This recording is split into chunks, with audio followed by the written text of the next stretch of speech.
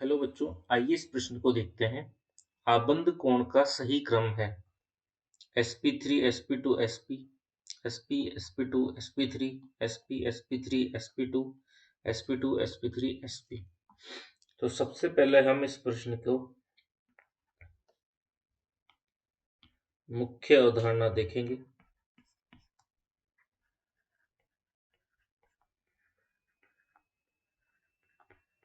जिसमें प्रश्न ने हमसे पूछा है कि आबंध कोण का क्रम क्या होगा।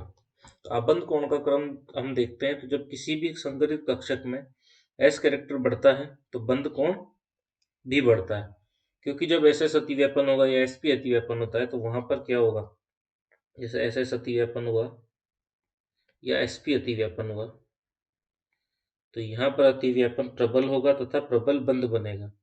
तो मतलब जहां पर S लक्षण बढ़ेगा वहां पर बंध कोण भी क्या होगा, बंध कोण भी बढ़ जाएगा। तो हम इन सभी के S लक्षण पता करेंगे। जहां का S लक्षण ज्यादा होगा वहां का बंध कोण बढ़ा हुआ रहेगा। उस प्रकार हम आबंध कोण का सही मान यहाँ पर ज्ञात करेंगे। तो चलिए सबसे पहले हम निकालते हैं हमें sp3 का। sp3 की यदि हम बात करें तो sp3 में हमारे पास 4 कक्षक हो गए, 1s 3p। s कितना है, 1 है, p कितने हैं, 3 है, कुल हमारे पास 4 कक्षक है। अब चूंकि प्रतिशत s लक्षण का जो सूत्र हमारे पास होता है, तो सबसे पहले ऊपर हम लिखते हैं s कक्षक बटा कुल कक्षक गुणे 100, ये हमारा सूत्र होता है। तो यहाँ पर हम इस सूत्र को अप्लाई करेंगे तो यहाँ पर हमारा प्रतिशत S लक्षण, यहाँ पर हमारे पास कुल मिला के 4 कक्षक है, जिसमें से S कितने हैं, 3 है, 1 है, तो 1/3 गुणा 100, नहीं 3 और 1 4 है, यहाँ पर 4 है हमारे पास। यहाँ पर हमारे पास कुल कक्षक 4 है, S उसमें से 1 है, गुणा 100, यहाँ पर हमारे पास 25% S लक्षण। sp3 में S लक्षण कितने हो गए, 25% हो गए। अब हम इसी प्रकार sp2 तथा sp का भी ज्ञात करेंगे।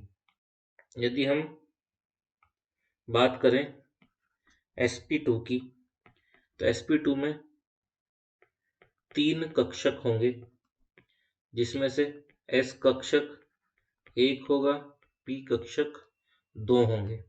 यहाँ पर यदि हम प्रतिशत S लक्षण निकालें तो सूत्र के अनुसार S लक्षण 1 होंगे, कुल कक्षक 3 होंगे, गुणा करेंगे 100 से, तो यहाँ पर हमारे पास S लक्षण आएगा 33.33%। तथा यदि हम बात करें SP की,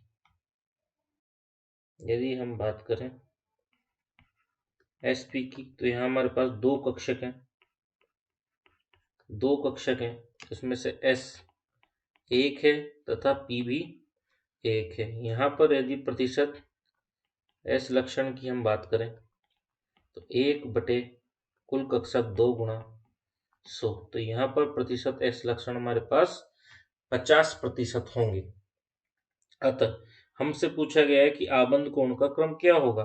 तो आबंध कोण यहाँ पर जैसे हम बात करें तो यहाँ पर sp3 में 25% S लक्षण है तथा यहाँ का आबंध कोण हमारे पास 109 डिग्री के लगभग होगा। जब हमारे पास S लक्षण 25% से बढ़कर 33% हो गया तो हमारे कोण का मान भी क्या हो जाएगा, बढ़ जाएगा तथा कोण का मान हो जाएगा 120%। और जब हम बात करें SP कक्षक, तो SP कक्षक क्या होता है, रेखीय।